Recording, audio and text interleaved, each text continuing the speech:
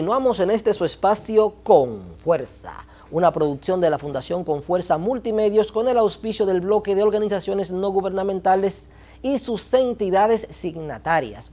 Bueno, en esta segunda parte de los comentarios Con Fuerza vamos a hablar del tema de la inseguridad ciudadana, y es un tema frecuente porque realmente los delitos están a la orden del día.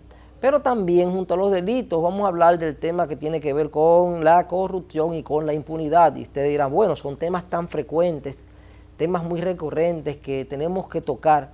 Y es porque tenemos que darle el mérito, un mérito especial, un reconocimiento especial a Noticias SIN y a la periodista Alicia Ortega. De verdad que han hecho un trabajo extraordinario. Alicia Ortega junto con Nuria Piera y otros comunicadores realizan trabajos de investigación que ponen al descubierto modalidades de corrupción que nos llaman de manera poderosa la atención por el hecho de que se suscitan, generan un enriquecimiento al vapor y parecen no ser supervisados por ninguna instancia. Eso es increíble.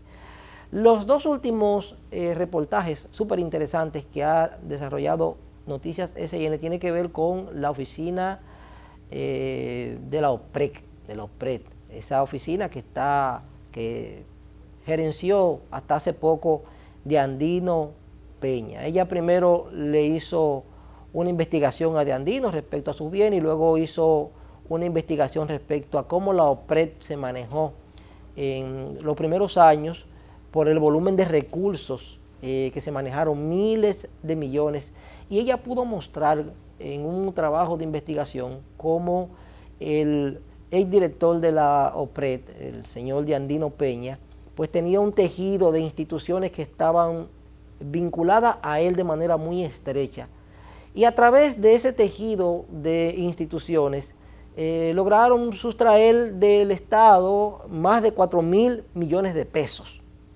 Sí, tanto dinero en medio de tanta pobreza. Fue como una asociación de malhechores o de habilidosos que lograron ponerse de acuerdo para agenciarse recursos del presupuesto de la nación para poder viabilizar una obra importante, porque no deja de ser una obra importante, la obra del metro en la República Dominicana.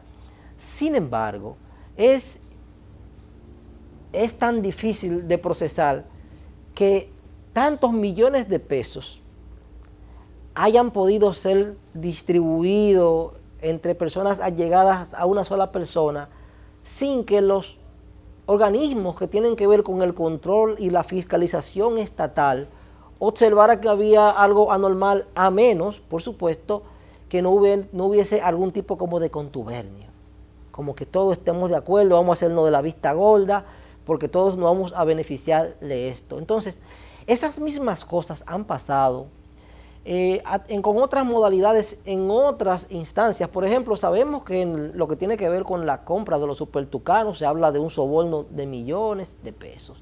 Se sabe que en el CEE había una mafia, que toda esa mafia generó en muerte. Sabemos que en la OISOI operaba una mafia que degeneró en muerte. Sabemos que en Colde operaba una mafia que logró hasta el colmo, vender en el aire a un sector completo. Sabemos que hay manejos inadecuados en muchas entidades y no hemos visto más que simples destituciones de funcionarios, cuando lo ideal sería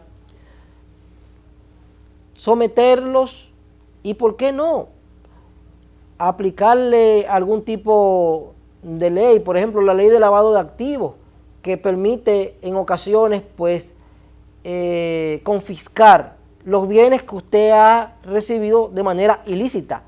Aquí hay muchos ricos, muchos millonarios que se han hecho millonarios al vapor, de la noche a la mañana, y no tienen cómo justificar la riqueza que ostentan. Y todo eso en medio de una pobreza brutal, porque no podemos negar que el país experimenta hace tiempo un crecimiento sostenido reconocido por todos los organismos multilaterales, mundiales y financieros. Eso no se puede rebatir. Lo que sí nosotros podemos seguir rebatiendo es que hay pobreza y que la pobreza no siente los efectos de ese crecimiento. Entonces, ¿cómo en medio de la pobreza que tenemos hay tantas personas que manejan tantos recursos, se hacen multimillonarios y la gente pasando hambre? La gente pasando vicisitudes, la gente acariciando la idea de poder conseguir un empleo y viendo la imposibilidad de tenerlo. Y en la industria de la delincuencia fortaleciéndose cada vez más. Los criminales se fortalecen cada vez más porque los criminales buscan la forma de conseguir a diestra y siniestra y a cualquier costo lo que necesitan. Entonces ahí sufrimos todas las consecuencias.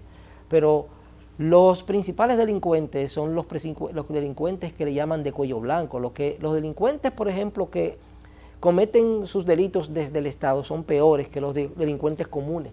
Porque cuando ellos sustraen recursos, le están sustrayendo esperanza de posible solución a muchas personas, a muchas comunidades, a mucha gente. Yo me imagino el dolor, conjuntamente con la impotencia, la rabia, que sienten muchos dominicanos cuando ven que estos escándalos estallan. Pero que estos escándalos forman parte aparentemente de un pan nuestro de cada día. La impresión es esa. Tantos escándalos en la administración pública dan la impresión de que eso es como algo normal, algo natural.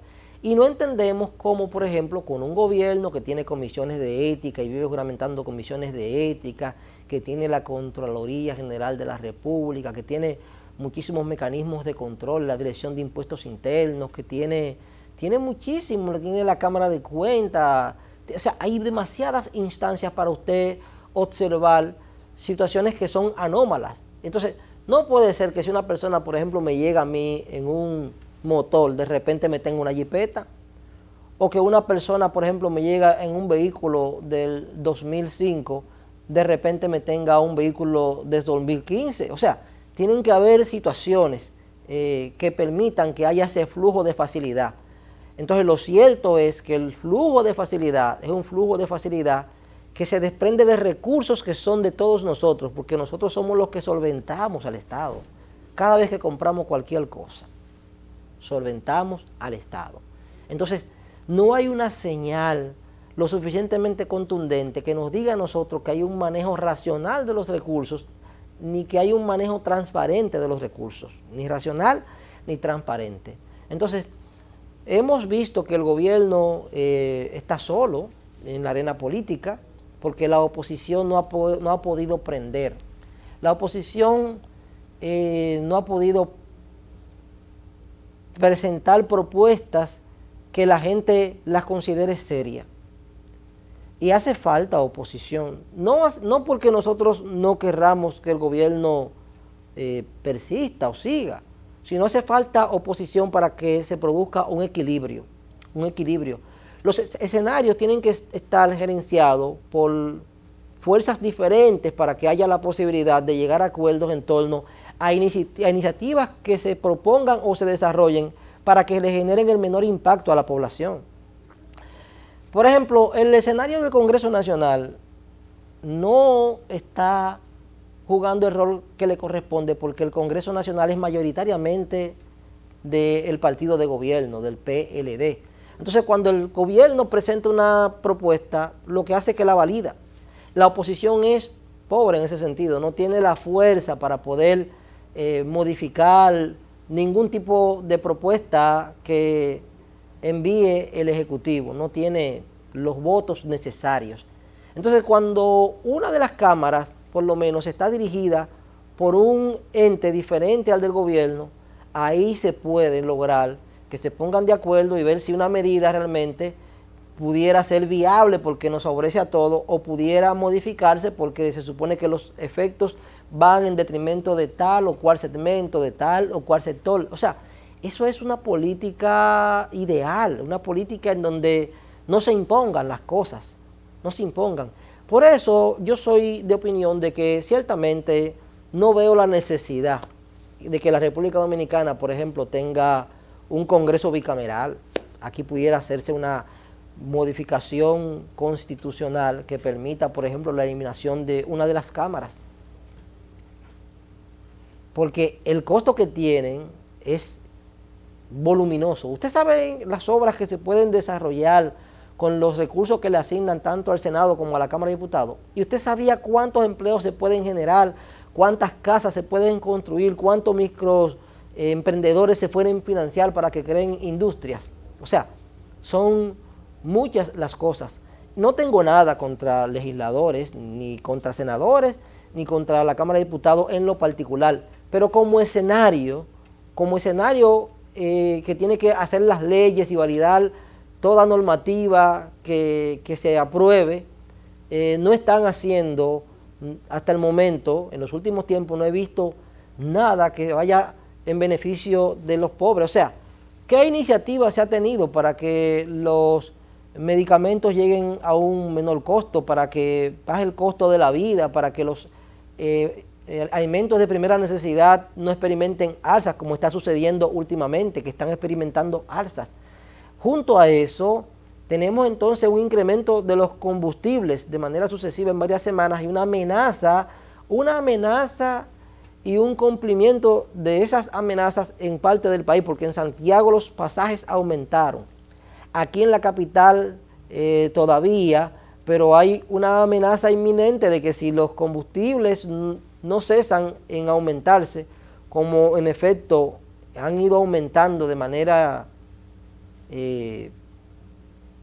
brutal, salvaje, hay un aumento salvaje de los precios de los combustibles, y de verdad que en esta oportunidad nosotros no solemos concederle ningún tipo de razón a los empresarios del transporte, pero no sabemos cómo los choferes pueden cuadrar pagando los combustibles al precio que se están vendiendo.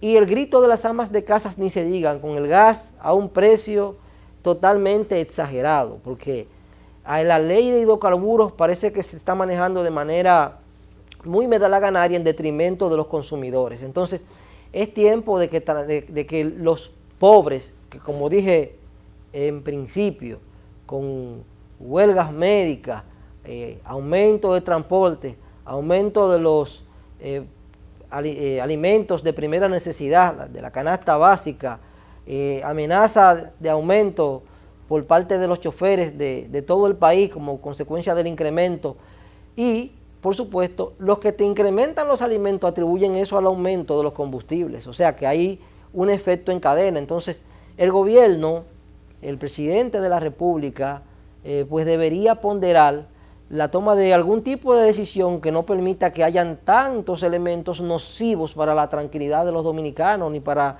su tétrica estabilidad, porque es muy tétrica.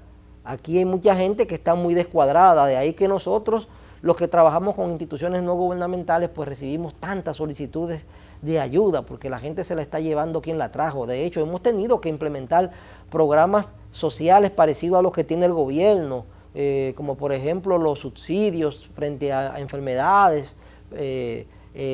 la distribución de raciones alimenticias para los sectores que están más empobrecidos, y otras iniciativas para poder brindarles opciones a una población que está sufriendo las consecuencias de una exclusión injustificada en virtud del crecimiento económico que tiene la República Dominicana. Respecto a la corrupción, allá a la impunidad, entendemos que a todas las personas que han sido canceladas del Estado porque las evidencias han sido tan contundentes que el presidente no ha tenido otro remedio que separarla del cargo, pues deberían los procesos continuarse y una parte de la riqueza que han acumulado debería confiscarse para resarcir parte de los daños que han producido o para traducir esos recursos en obras sociales donde se necesita, porque hay sectores que necesitan que las obras se desarrollen ahí, donde hay mucha pobreza, donde no hay empleo, y que le den la oportunidad a las personas de esas comunidades de trabajar en esas mismas obras que se generen. Entonces, hacen falta opciones y oportunidades. Nos queda poco tiempo, pero este poco tiempo lo quiero dedicar a La Policía Nacional y la AMEC. La Policía Nacional dijo recientemente que tiene un déficit de oficiales, de miembros. O sea, hay un déficit y que por eso no vemos a los militares patrullando en los diferentes barrios. Y la AMET ha llamado también ha estimulado a los jóvenes a que se integren también a esa entidad, y esa entidad al parecer pues también tiene algún tipo de déficit, y nosotros entendemos que es importante que los jóvenes atiendan este llamado, pero es importante que esas entidades también ofrezcan mejores retribuciones a las personas, porque pienso que el déficit que tienen es un déficit que los delincuentes lo conocen, y por eso hay tanta delincuencia y tanta criminalidad. Entonces pienso que las instituciones armadas deberían seguir mejorando la oferta retributiva, o sea, los salarios a las personas, con la posibilidad de que trabajen y que eso no interrumpa su proceso de estudio, su parte académica. Entonces creo que eso hace falta. Por fin la policía ha dicho por qué no tenemos seguridad a nivel barrial. Lamentamos muchísimo eso, pero entendemos que la mejor solución para estimular a que jóvenes vayan y se integren a las fuerzas del orden es ofrecerle una mejor retribución económica. Que el Señor los colme de muchísimas bendiciones.